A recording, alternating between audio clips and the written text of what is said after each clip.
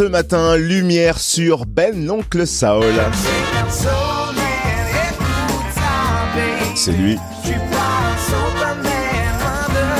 Ben l'Oncle Soul de retour avec un nouvel album Red Mango sorti en avril dernier, des reprises de tubes soul au pop à la sauce reggae comme ça.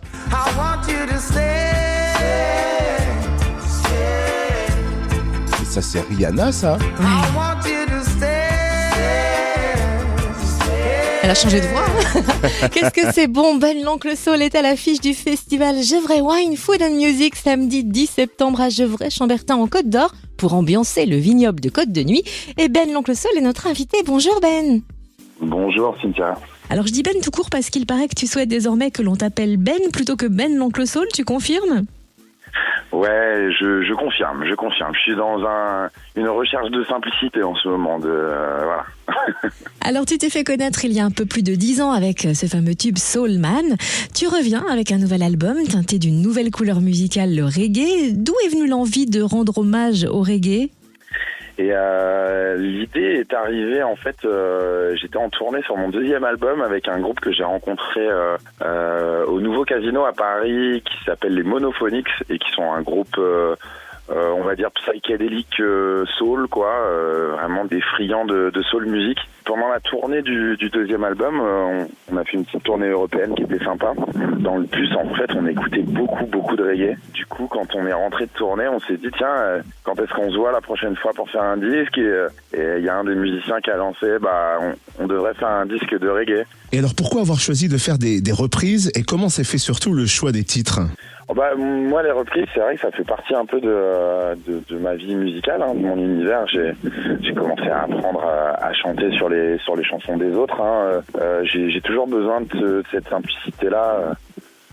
J'adore les reprises, j'adore cet exercice-là. On a choisi des morceaux qu'on aimait bien, des morceaux plutôt de soul pour les faire en reggae, comme faisait un petit label de Jamaïque qui s'appelle Studio One. C'est un label qu'on aime beaucoup et on avait envie de faire des titres qui n'avaient pas trop été faits par ce label-là, mais qui étaient dans la même démarche, quoi. Et alors les reprises, elles sont vraiment fabuleuses et à déguster en toute simplicité. Certes, à déguster, je dis, parce que l'album s'appelle Red Mango, ce qui veut dire mangue rouge. C'est parce qu'il est fruité et sucré que vous avez choisi ce nom-là ? Exactement. C'est ensoleillé, c'est un fruit qui pousse à la fois dans la Caraïbe et c'est mon fruit préféré, pour vous dire la vérité. Et voilà, j'avais envie de faire ce petit clin d'œil. Ça permettait aussi on l'a fait en vinyle aussi. Et la galette est rouge, mangue. Tu viens de nous parler de ton fruit préféré, je vais pas te demander ton son reggae préféré, mais surtout, est-ce que tu te souviens du premier son reggae qui t'a marqué ?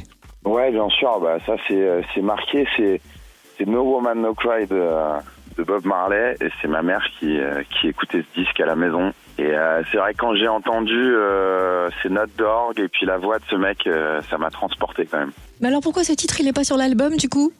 Parce que Bob Marley, on n'y touche pas, c'est un dieu vivant, on peut pas reprendre ça. Alors peut-être qu'on l'entendra sur scène puisque tu poursuis ta tournée des festivals d'été et tu seras au Gevrey Wine, Food and Music samedi 10 septembre. Là, cette liste pour un festival est la même que pour un concert de tournée d'album ?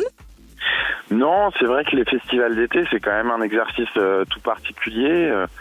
Alors nous, après, on a surtout mis des morceaux qu'on avait envie de jouer et puis aussi les morceaux que les gens attendent, j'imagine, en voyant mon nom sur l'affiche, quoi. Mais voilà, c'est un petit mélange entre... On présentera quand même, du coup, l'album de reggae. Il y a aussi, évidemment, moi, c'est mon 5e disque, ce disque de reggae, donc... il y aura aussi un petit panier choisi de différents morceaux des albums précédents. Et c'est marrant que tu parles de panier choisi parce que justement l'escale sera gourmande à Gevrey-Chambertin lors du festival Gevrey Wine, Food and Music. Est-ce que sur la tournée tu prends le temps de faire quelques dégustations pour découvrir les produits du terroir ? Ah oui, non, mais moi je suis un grand gourmand, j'aime bien les bonnes choses. Ça me permet aussi d'ailleurs d'apprécier chaque moment qu'on passe loin de nos familles. Ça nous permet quand même de découvrir aussi le terroir des régions et je me régale d'avance à l'idée de découvrir les beaux produits de la région.